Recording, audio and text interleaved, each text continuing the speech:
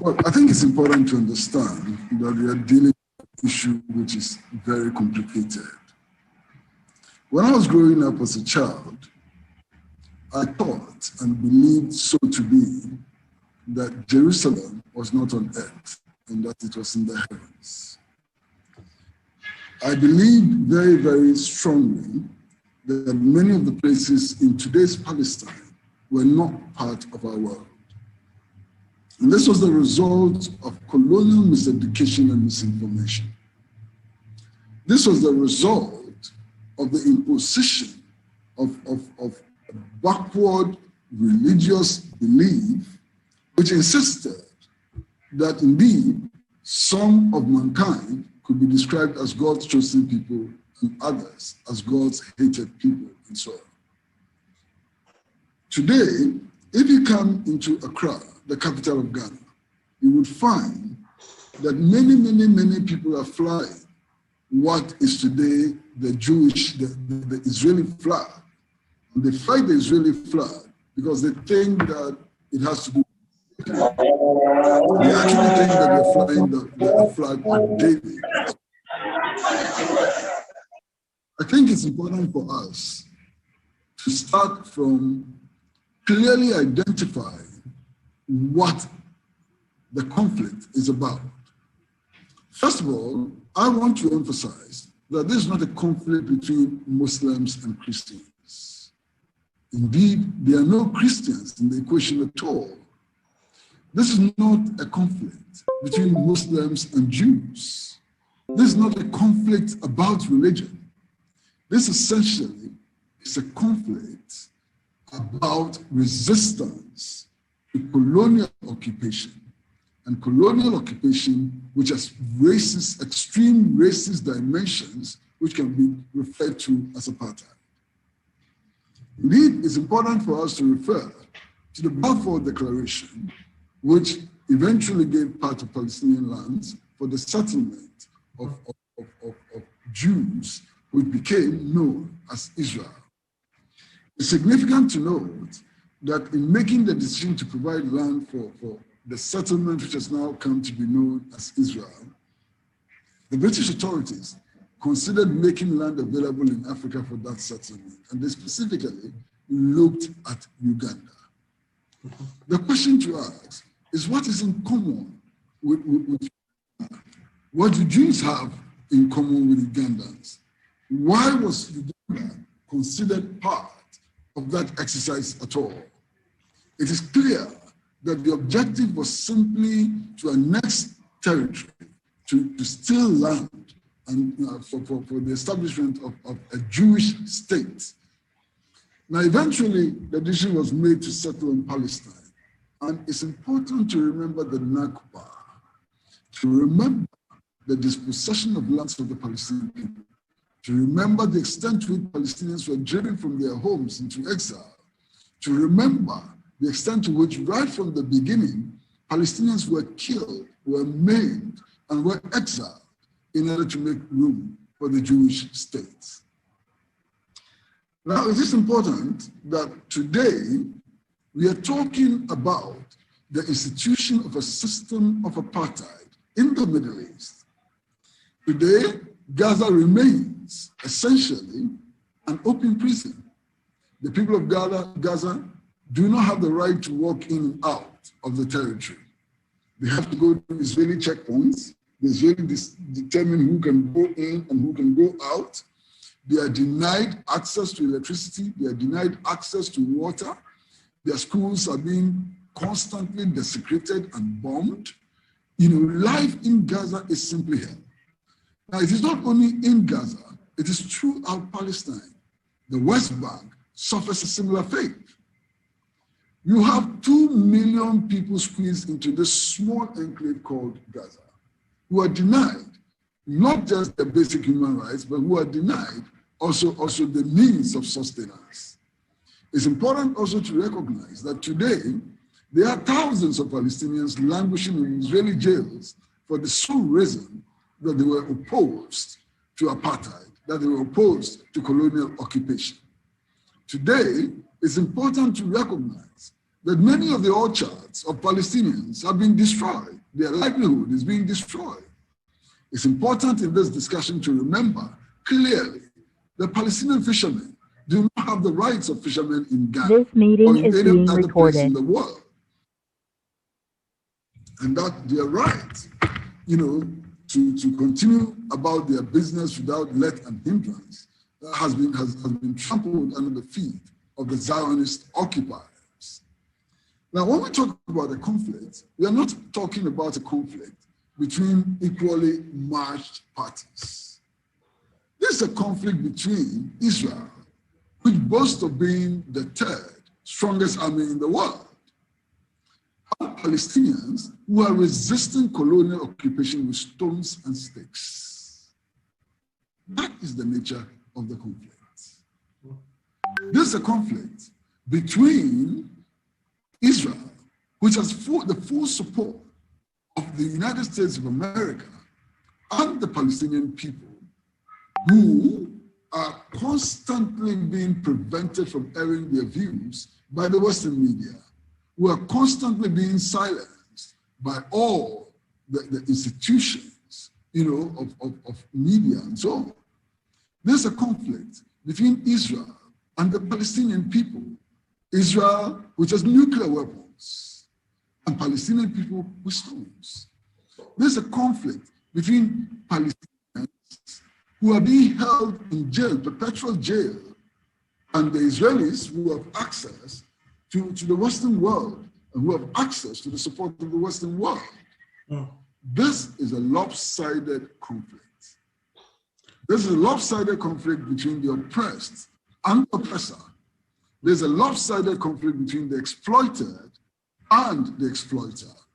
There's a lopsided conflict between the forces of apartheid and the forces of freedom. This is a lopsided conflict between innocent children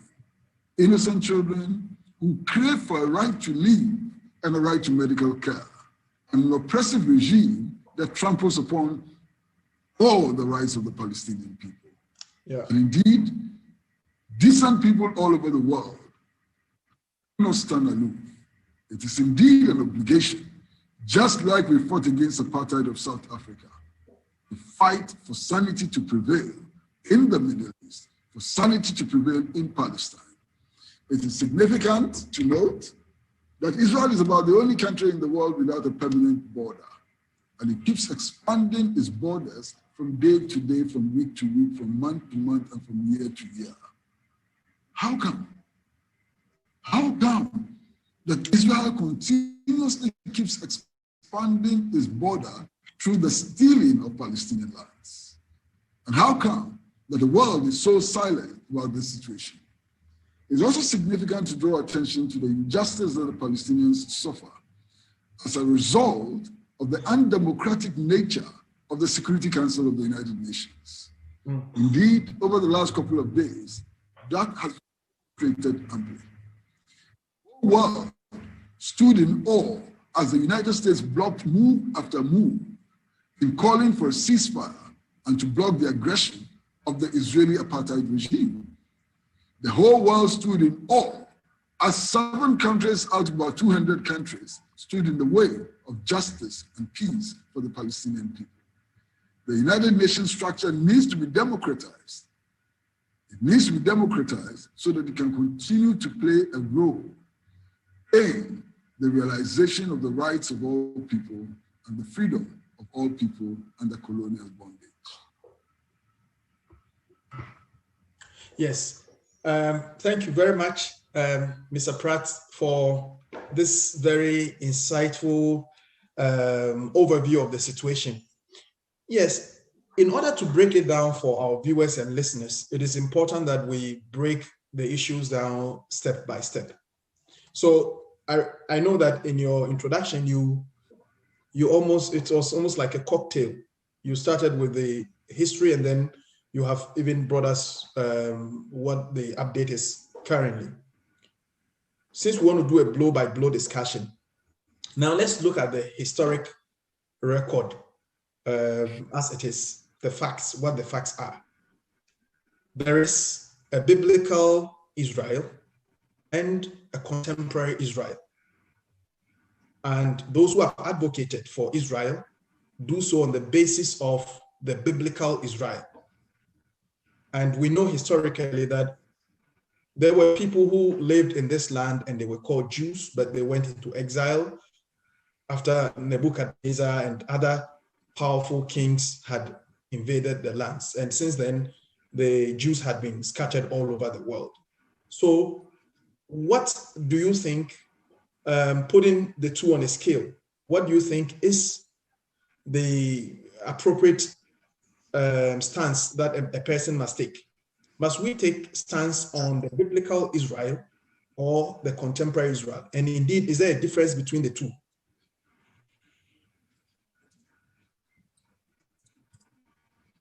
Well, I refuse to accept that the state of Israel was created by God, and that the state of Israel is the state of the people who had been deliberately selected by God to occupy Palestinian land. That is a piece of nonsense. It should not be accepted at all. We are dealing with a classical case of colonial occupation and apartheid. Finished. There are no religious dimensions to this conflict. This is a case of the imposition of a state on Palestine, leading to untoward of the Palestinian people. And I refuse to see any references, any biblical references to the creation of the state of Israel, because I refuse to accept my inferiority, and I refuse to accept the inferiority of any people on earth. We cannot proceed from the basis that Jews are the chosen people of God and that the rest of us are not the chosen people of God. That's utter rubbish. Utter rubbish. If there are any chosen people of God, those chosen people must be the whole of mankind and not any particular side of mankind and so on. So I refuse to accept these biblical explanations of the state of Israel. Indeed, if we come to consider who are Jews, you will see that Jews have all kinds of nationalities. Yeah. They come from all parts of the world and so on. Judaism is a religion. Like Catholics come from all parts of the world, come from everywhere in the world, and so on. So Judaism, the attempt to convert Judaism from a religion to a nationality is problematic. And it's problematic to the extent that it has led to a situation where the Palestinian people have been denied of their rights, they have been imprisoned in their own country, and indeed they have become refugees without a right to return. Yeah, that's quite interesting. You've drawn the line between Judaism as a religion and I mean Jewishness, and you said you've tried to compare it to Catholicism or even Islam or Christianity, which adherents are scattered all over the world. So from where you stand, or from your reading of the situation and following the situation keenly, do you think it is important that we draw a line between, first of all, what is the concept of Zionism and how has it played out in this whole episode that we are seeing over the period? Because most people do not know what Zionism is and what the current Israeli state is, and they confuse Zionism with Jewishness or being a Jew. And indeed, there are so many laws that, for example... As a matter of fact, Yeah, go on, sir. Well, as a matter of fact, there are so many Jews around the world who refuse to recognize the Zionist state of Israel. And they believe very strongly that Israel is not a Jewish state, but a Zionist state. And they make that distinction. There are so many Jews around the world who feel abused by what is happening in Israel. Why? Look at the number of people who have been killed in the recent aggression against Palestine. Look at the property which has been destroyed. look at the pain that the Palestinian people go through. How can this be in fulfillment of a religious promise? If there's any religion like that, I don't want to be part of that religion. So I do not believe that the state of Israel stands for any religion, Judaism or whatever. I believe that there's a Zionist enterprise. It's a Zionist enterprise which has been created in order to create in the middle of the Middle East a police state which will destabilize countries of the region. I believe that because there is evidence that the Israeli army has been engaged in aggression in Syria. The Israeli army has also committed acts of aggression against Jordan. It has committed acts of aggression against Lebanon, and has committed and continues to commit acts of aggression, not just against Palestine, but also against Iran. Israel is a destabilizing force in the Middle East and the Persian Gulf, and it does so at the behest of imperialism. Yeah, thank you for that insight again. Yes, what do you think? I mean, historically, yes, you are right when you said Zionism is condoned by, because when Zionism actually started somewhere in the 1870s by the two people, Theodore Herzl and Chaim Weizmann, who eventually became the first Israeli president. There were people in America, Jews, prominent Jews, who were against Zionism. And in fact, before the Balfour Declaration, when it went to the, how do I call it, the Britain cabinet for the first time in 1917, there was only one Jew who was part of the cabinet, and his name was Edwin Samuel Montague. And this man opposed the idea of creating an Israeli state within Palestine.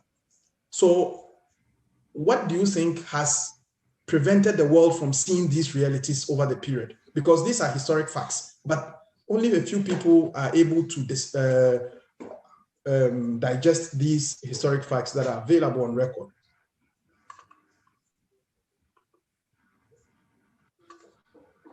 Well, I think, look, what is at stake is self-interest. The United States of America is a imperial power, and it seeks to establish its hegemony around the world. It has established an African command, which is currently considering moving its headquarters into Africa for the sole purpose of helping it to control African energy and other resources. The United States of America has more military bases across the world than any other state. The United States of America is keenly interested in the Middle East and the Persian Gulf because it is resource rich. Because the Middle East and the Persian Gulf hold the key to America's energy problems and so on. So that's why the United States of America is interested in the Middle East. The problem in Palestine, the exacerbation of the problem in Palestine, is part of the effort generally to destabilize the Middle East in order for the United States to exercise control. So to some extent, Israel is a surrogate of the United States of America. And the United States continues to give Israel all the support that it gives, military, economic, and so on, simply because Israel is playing a role in the destabilization of the Middle East and the Persian Gulf to serve the interests of the American people. Why? Today, more and more people in the United States of America are beginning to rally to the call to free Palestine from colonial occupation. Mm-hmm. I saw the demonstrations in the United States of America recently and saw the hundreds of people who poured into the streets. Mm-hmm. And I've heard people like Bernie Sanders and so on in the United States standing up for the rights of the Palestinian people and so on. What is at stake is self-interest, imperial self-interest.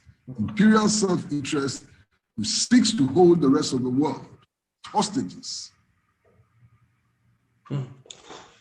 Thank you very much. Honorable Ras Mubarack has been trying to join, but unfortunately, yeah, finally. Yes. Yeah, welcome. Thank you. Yeah. Please, can you give us, because I want us to, as I said, examine the historic facts very well. I don't know if you've perchance come across the Sykes-Picot Agreement of 1917. Yes. And the fact that the agreement essentially says that Palestine should belong to the UK or England. Can you briefly share with the audience what this agreement was about? Well, so first of all, since we're talking about history, it's important to put it in proper perspective. Why are we, persons like Mr. Pratt, myself, and the millions of others who are not Palestinians, up and down the world, across the world, are interested? If you take Ghana, for instance, we are interested because of our history. Ghanaians have been through slavery. We've been through colonization. We've been through neo-colonization. Currently, Ghanaians are going through what my good friend Dr. Nimoy Thompson calls cultural imperialism. So if there's any one group of people who should express their abhorrence at these acts of colonization, it is Ghanaians, who haven't been through all of these things, haven't experienced some of these horrible, ways of the British, should be in solidarity with the Palestinian people more than anyone else, And as we were talking about the 1917 agreement, first of all, the area which Palestine sits on today was ruled by the Ottoman Empire, for about 400 years, until until 1916, 1917, when the British declared that portion of land as theirs. So just like Ghana, just like the French did with parts of Togoland, just like the Germans did with part of Togoland, just like the French did with Algeria, Morocco, Cote d'Ivoire, Burkina Faso, and elsewhere, the British sort of have some form of rule, over an area that was run by the Ottoman Empire. And don't forget, this had come about as a result of the, Allied victory of the First World War. When the victory came about, then the British said, wait a minute, now we can bring an end to the 400-year rule by the Ottoman Empire. So fast forward, a certain James Balfour comes in, who was then, foreign secretary, or what we call in Ghana, foreign minister of the United Kingdom. And he says he's got a plan, and the plan is to give the Jewish people who had, suffered some atrocities, at the hands of the Germans, that it is important, according to Balfour and that declaration, that the Jews were given a homeland. So because the British had dominance and control over present-day Palestine, initially they even thought about Africa, they thought about South America, but eventually they settled on present-day Palestine and carved a piece of Palestine for the Jews, which obviously the Arabs protested heavily against, and that is how the Balfour Declaration came about. Now, this was given a stamp of authority by the League of Nations in 1922, that indeed, based on how the Jews had suffered, during the Holocaust, it's important that they be settled in present-day Palestine. And, countries around the world agreed to that sort of arrangement, even though the Arabs protested vehemently. And don't forget, historically, the Romans had chased out Jews before the Ottoman Empire took over. During the Byzantine era and stuff like that, the Romans had chased out the Jews in that enclave. Now, fast forward, today, people are making claim based on religion, which Mr. Pratt has repudiated, that it was God who gave them the land, the present-day Palestine, and for which reason, they have dominance over that piece of land. Now, that is in complete violation of everything, of common sense, of international law, of international morality, and the rest of it. And you have seen, since the creation of the State of Israel in 1948, 1947, they fully became independent in 1948. It has been one attempt at the other at taking control of land that is, inhabited by Palestinians, okay? And in doing so, based on their military might, today just about the fifth biggest or the third biggest military in the world, based on their military might, have in the process arrested Palestinian children, put them in jail, arrested Palestinian teenagers, put them in jail, killed many, killed, babies, killed women, children. Israel is basically terrorizing the world. And I'm here to see, any country in the world that could get away with the kinds of egregious violations of the rights of Palestinians like Israel is doing today. Complete disregard of United Nations, various, United Nations resolutions. Israel is behaving as, it's basically a rogue state, is behaving like a gangster, terrorizing Palestinian children, terrorizing boys, girls, men, and women, annexing territories, which has been declared by the United Nations as illegal. I'm just surprised and wondering why, in one breath, Israel, and in any case, these people have nothing to do with Judaism. The people who are running present-day state of Israel, the prime minister of Israel himself is not a Christian, he's not a Muslim, he's not a Jew, and they are doing so based on some political and religious ideology of Zionism. We started in the late 18th century to find a permanent home for Jews across the world. So that's how the concept of Zionism came about. And these people who are running Israel today have nothing to do with Judaism. If you spoke to proper Jews, they will tell you how appalled they are, by what the Israeli administration is doing. And they are silencing everybody.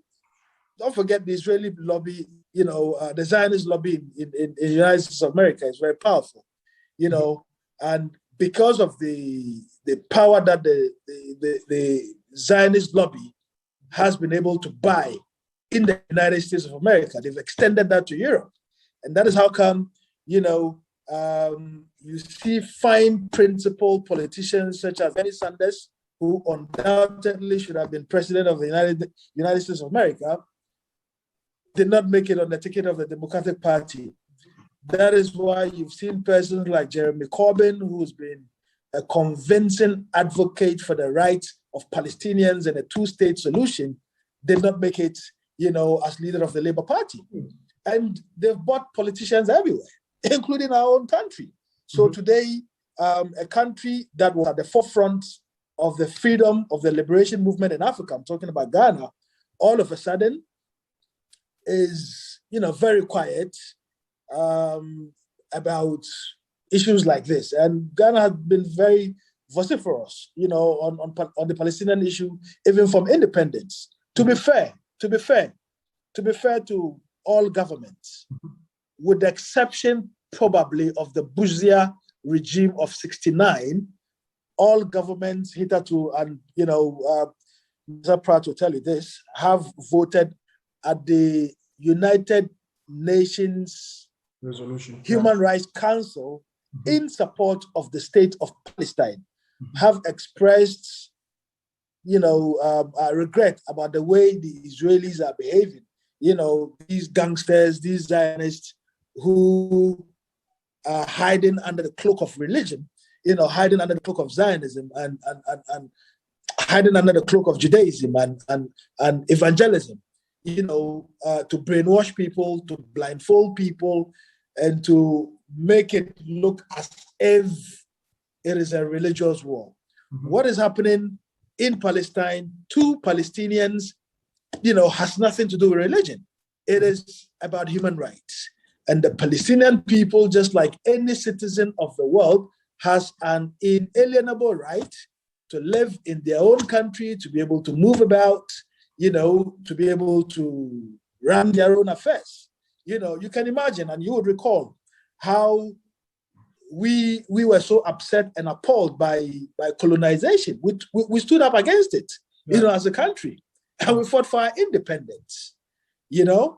South Africans did it, Mozambicans did it, Zimbabweans, Zambians, Algerians. Look at the wars the Algerians fought with the French.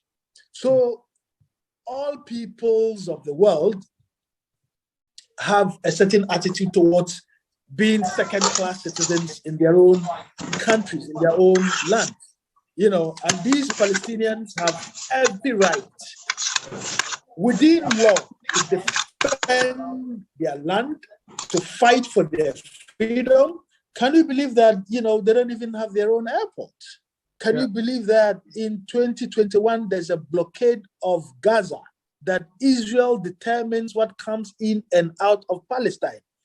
You have a situation where before 1947, 48, the state of Israel did not exist. A situation where somebody, a bunch of people in Europe, and I'm talking about the British, take a piece of Palestinian land and give it to a so-called, lost tribes, Jews, who were scattered all over Europe. Yeah. The Palestinians protested, but, the colonizers had their way, to the extent that today they are being nudged out. It's like living in your house. Mm-hmm. Somebody comes in and bangs at the door and knocks and say, "Wait a minute, mate, you've got to give me a piece of your house because, I've been displaced, because God has promised that this is where I live." He said, "All right, come have a piece, come have my garage." And then from the garage, the person moves to your living area, takes over your living area. Mm-hmm. Takes over your kitchen, takes over your guest bedrooms, and before you could say Jack, the person even wants to take over your bedroom. Mm-hmm. No person, no individual, no group of people will put up with such colonial attitude. Mm-hmm. And that's exactly what the Palestinians are doing, resisting oppressors' rule, resisting colonization perpetrated by the Zionists, with the support of the United States of America, hypocritically. I'm excited, Sule. Excited because today we are seeing a shift in the narrative. Mm-hmm. Today, the BBCs and CNNs and DWs are forced, to put out the appalling images, the massacre of Palestinians. Today you see hundreds of people who are neither Muslims, Christians, or Jews, who are humans, irrespective of religion and nationality, mass up in streets, in demonstration, in expressing their abhorrence, at the apartheid situation in Palestine. And I think that is what all of us should be doing. That is what citizens of the world should be doing. Wherever we see apartheid, look at what the world did when it came to South Africa. Mm-hmm. South Africa was isolated. South Africa was ostracized. Sanctions were imposed. People boycotted anything and everything from South Africa. Yeah. And that is how the back of apartheid in South Africa was broken. And I don't see why and how we should continue doing business with the state of Israel in spite of its continued theft of Palestinian property, Palestinian territory, in spite of its continued massacre, brutalities, of Palestinians, that the world seemed oblivious and when I say the world, not the ordinary citizens. Ordinary citizens of the world are very appalled. You know, it was through mass action by ordinary citizens of the world that saw multinational companies like Adidas, which hitherto was supporting the Israeli League, pull out of its sponsorship of the Israeli League, you know, well, even though they have denied that it is in solidarity with the Palestinian cause. But that's the kind of mass action we want to see, where ordinary citizens would take it upon themselves if their governments would not act and say, wait a minute, I'm not going to buy any product from Israel. That would bring their economy to its knees. And that would obviously, in due course, force governments, including our government, to say that in view of the egregious violations of the rights of Palestinians, we are sorry, we can't do business with companies like Amandi and all the Israeli companies that are you know, getting multi-million-dollar contracts in Ghana, okay, where we can divest. Yeah. Sorry. Honorable. So with this particular point, where do you draw the line between anti-Semitism and anti-Zionism? Because we know, for example, in 1963, the UN passed a resolution that said Zionism is racism. But the UN miraculously, 1 year later, withdrew this resolution. So there have been, I've seen that when you look at the narrative, there have been deliberate attempts to gag people who are critical of Israel by using the catchphrase anti-Semitism. So how do you draw the line between anti-Semitism and anti-Zionism? Well, that is the propaganda that the Israelis have fed the world, that any criticism of Israel all of a sudden is termed as anti-Semitism. I don't endorse, you know, the pogrom, the massacre, the genocide on Jewish people by the Germans many years ago. You know, it does not mean that we can't criticize, that we can't call for boycotts of Israel. As a matter of fact, if not equal, but Israel is at the threshold of doing just about everything they claim to have suffered. Okay? I mean, look at the treatment of Palestinians. Look at the murder of children. In this past conflict, there is recent spike in violence. There are over 65 children that were killed, innocent kids. Okay, over 200 people were murdered by a country that has gone nuclear, and no one is even talking about it. So, I mean, politicians all over the world have suffered it. Jeremy Corbyn, and history would vindicate the likes of Jeremy Corbyn, who, over his criticism of apartheid Israel, was described as anti-Semitic, and obviously that basically ended his leadership of the Labour Party. So they are everywhere. They are everywhere. And as I've said, I know for a fact that Israeli companies in Ghana are sponsoring politicians from both sides to keep quiet over what is happening in the state of Palestine. It's most unfortunate. And that is why it gladdens my heart that we have platforms like this,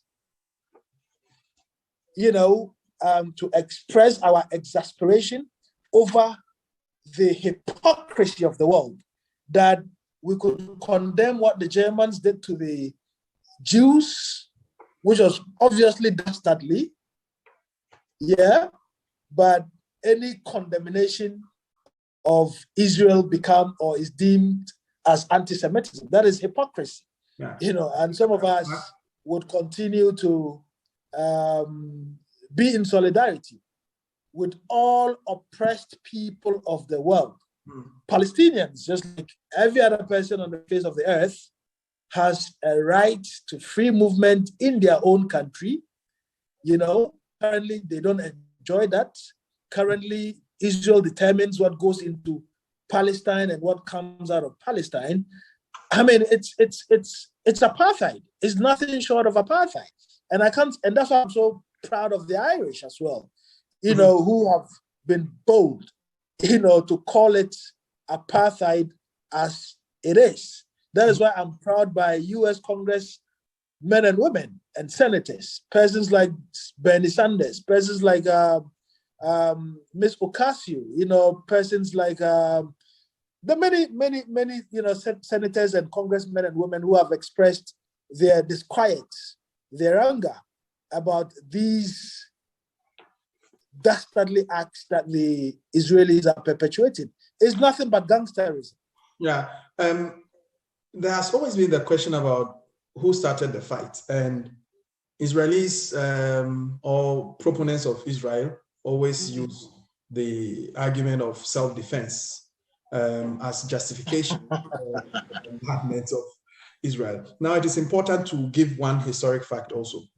In 1967, there was this intifada, which basically meant an uprising of the Palestinian people. Yeah. Caused by the Israeli Defense Forces, IDF, jamming a Palestinian car, or the car of a civilian Palestinian, killing about 4 people. And this became like a source of agitation, and then it led to the Intifada, which continued until 1991, Israelis until are the Oslo Accord. It's nothing And there have been those who gangsterism. have said that the Oslo Accord, Israel has not complied with the accord, including the Madrid Accord, which was in 1989, and 1991 Oslo Accord. They have not complied with their part of the bargain.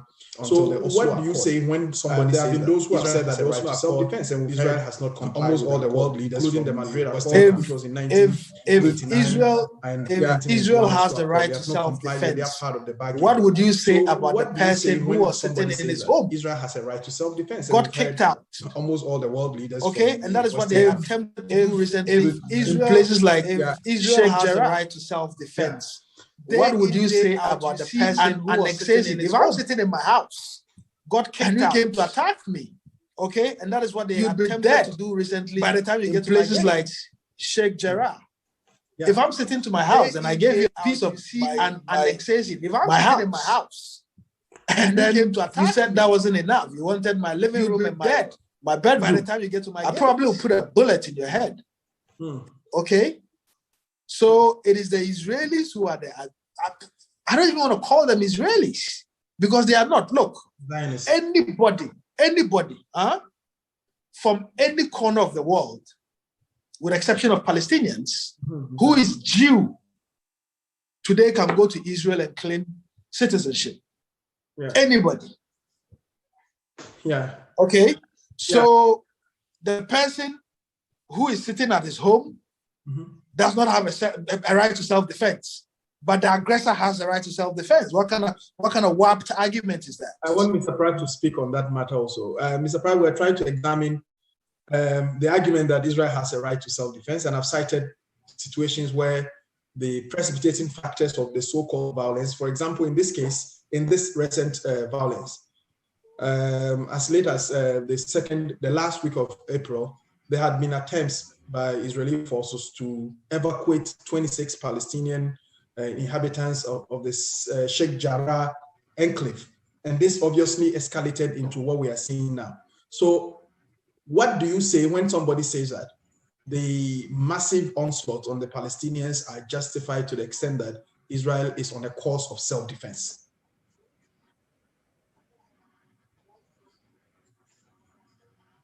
But that's turning facts upside down. How does the aggressor have a right of self-defense? The aggressor has no right of self-defense. And indeed, we are talking about the case of colonial occupation. The victim is Palestine and the Palestinian people. Israel is not a victim. Israel is the dispenser of oppression. Israel is the dispenser of colonialism. Israel is the dispenser of racism. And therefore, there can be no talk of Israel having a right to self-defense. Who started it all? Who started it all? And this talk about the right to self-defense is sickening if you look at the facts on the ground. Just imagine that you are accused of slapping somebody, and this somebody then goes into his house, he brings out an AK-47, he kills you, he shoots you to death, shoots your wife to death, shoots your parents to death, demolishes your house, and says, I'm acting in self-defense. What is that? What is self-defense? That has been the Look argument. at the disproportionate use of force. Look at the disproportionate use of force. Even if it were true that Israel was suffering from rocket attacks and so on, look at its response. How can this be the right of self-defense? In the facts are clear. It is the attempt to annex more Palestinian land, to steal more Palestinian lands, to eject Palestinians from their homes and so on, which sparked off protests, leading to the death, the killing of several Palestinians. It is the attempt to desecrate the Al-Aqsa mosques, which led to the killing of several Palestinians and so on, which sparked off this conflict. Before Hamas and the other militant groups fired the first rockets into Israel, Israel had been bombarding almost on a weekly basis. It had been striking Gaza on a weekly basis. This right to self-defense, well, where is it coming from? How can it be justified? There is no justification to the claim that Israel is acting in self-defense. No justification. So now it leads us to another question, which I was trying to get your view on. I mean, distinguishing between, because there has always been this cliche of anti-Semitism, and people who are critical of Israel are described as anti-Semitics. So where do we draw the line between anti-Semitism and Zionism, anti-Zionism or anti-oppression? Where is the line?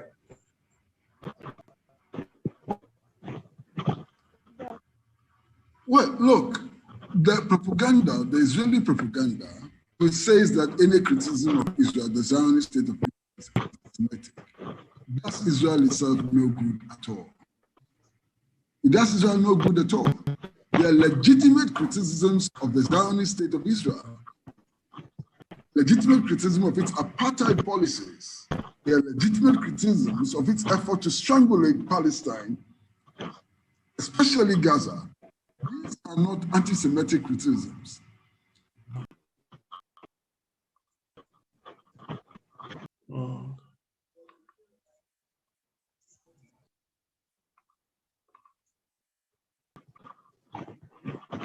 Please ask him to unmute. He's muted himself. Sorry, Mr. Pratt, you have to unmute your mic. Sorry.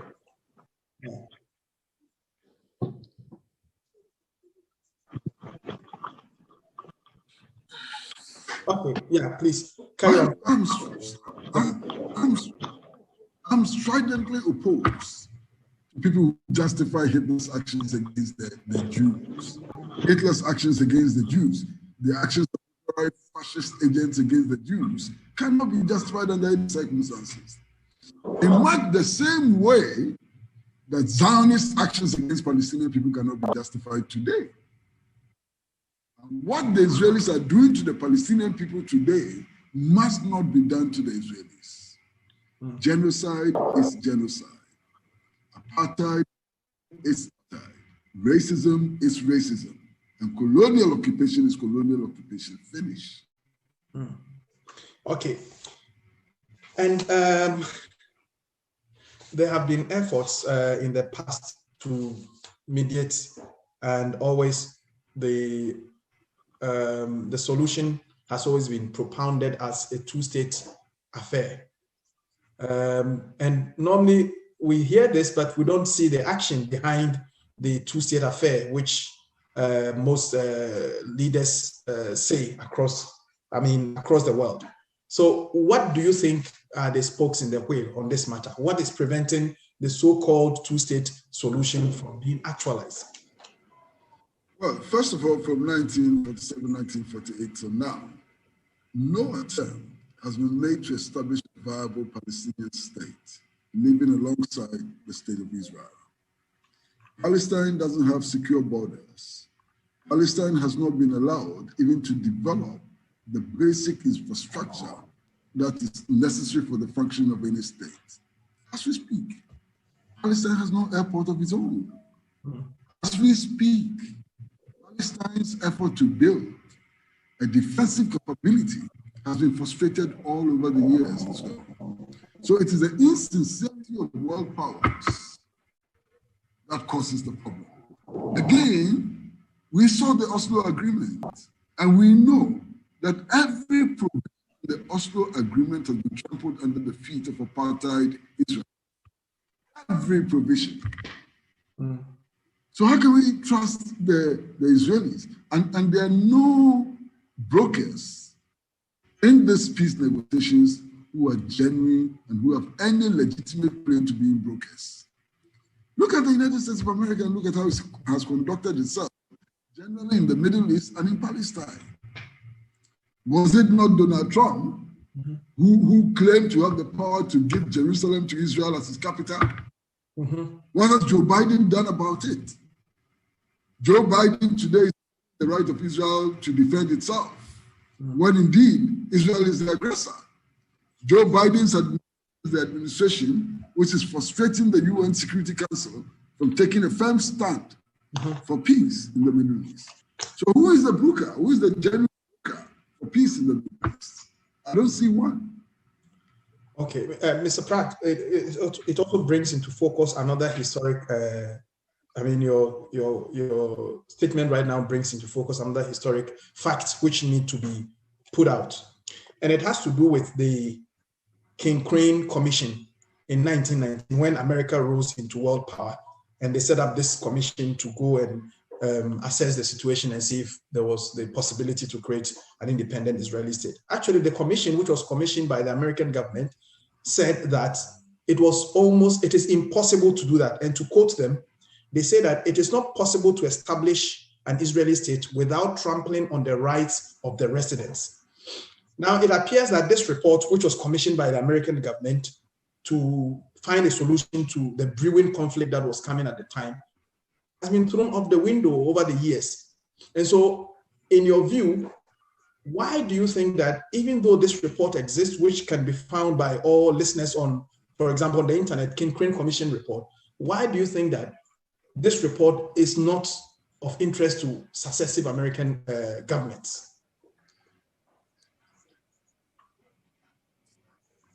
That report no longer serves the interests of imperialism. Imperialism has a need to destabilize the Middle East and the Persian Gulf. Imperialism has a need to control the oil resources of the Middle East and the Persian Gulf. Imperialism must create as much as is possible in the Middle East and the Persian Gulf. That report no longer serves the interests of imperialism. That is why that report has been shelved. And Ras Mubarack, what do you think about the striking consensus amongst all American governments? Because it appears that the consensus is really it's baffling that there is no single American president who is trying to oppose this. And across the two political divides, the major parties in America, they have been very consistent as far as consensus on this matter is concerned. What is the genesis and what is the basis of this consensus? Well, I mean, it is because of the power of the Zionist Israeli lobby. They're a very powerful group, you know. A lot of politicians are in their pockets. They have succeeded in getting people in Congress, in the Senate, and out of the Congress and the Senate. And if they want to make life miserable to you, they can really make life miserable to you. So US politicians, being very power hungry, have always attempted, many of them, as a matter of fact, with few exceptions, you know, the likes of Bernie Sanders and Ms. Ocasio, you know, who have vociferously, you know, stood with the people of Palestine, because Israel is buying all of these military accoutrements with American dollars. And if you recall, Bernie Sanders is trying to sponsor a bill in Parliament, in the Senate, you know, to prevent the sale of weapons to Israel amounting to nearly $1 billion. Okay, about 700 and something million dollars. He's not going to succeed. It will amount to nothing. That tells you how complicit politicians in the United States of America, in Europe, in Africa have been, in as far as Israel's continued oppression of Palestinians is. And that is why, for me, I think the strategy in pushing back, in fighting apartheid, in fighting all manner of discrimination, is to give that power to the ordinary citizen. Mm-hmm. As an ordinary citizen, it is within my right to determine whether I want to buy a bottle of water made from Israel, whether I want to buy any produce made from Israel, and that is how come the boycott movement is gaining ground, because people are beginning to realize that they are politicians, whether Democrats or Republicans, whether conservatives or Labour, whether NDC or MPP, would not go a step further, to talk about imposition of sanctions, would not go a step further to talk about boycotts. And so ordinary citizens of the world, younger people, are taking the fight. And for me, that is very, very exciting. I'm excited by the number of young people who have taken an interest, in this oppression of Palestinians by the Zionist Israelis, by apartheid Israel, and they're taking this fight to social media. And you've seen some pushback from YouTube, which has even put age restrictions, on some of the stuff that one can access. They're putting a lot of pressure on Twitter, on Instagram, putting a lot of pressure on Facebook and the rest of it. But look, how many people are in the world? Billions. Young people now have access to information at the click or at the tap of a button. They would no longer take things hook, line, and sinker as spurted out to them by their respective government. So that is very, very exciting. That is encouraging. And I would encourage that, we need to get more and more young people involved, because the politicians are letting us down. It's been one lip service after the other. I mean, look at how long this conflict has gone on. You were talking about Oslo a while ago, as far back as 1991. What has happened? What has happened to UN Resolution 476, which notes that Israel's claim to Jerusalem is null and void? Day in, day out, you see a continued violation of the Fourth Geneva Convention. Day in, day out, every day, by Israel. And there are no consequences. There's no punishment. So we have to force our governments to do the things we want them to do. And that includes, our governments not doing business with any country, that violates the rights of its neighbors. That is what ought to be done. You made an interesting point about not doing business with countries that violate the rights of others, or people who violate the rights of others. But that is if only it is accepted that you are indeed violating the rights of others. And it is interesting to note that you just need to go to the UN Human Rights Council. Yes. I mean, there are 135 countries in the world that recognize Palestine as a state. Mm-hmm. Okay? Mm-hmm. There are probably a few that still think that Israel should continue to keep Palestinians under subjugation and oppression. Okay? And we are seeing inaction. And I'm saying to you, inaction by our government is not an option. And if we are looking up to government to act, to impose sanctions, I mean, why is it that it could be done to South Africa? Mm-hmm. Why is it that the United States of America could impose sanctions on Iran, mm-hmm. and no country can do business with Iran? why is it that the United States of America imposed sanctions on Iraq when Saddam was in charge? And all countries were compelled not to do business with Saddam. So if Israel is continuing with its gangster behavior, gangster tendencies, then, we've got to force our governments to act appropriately.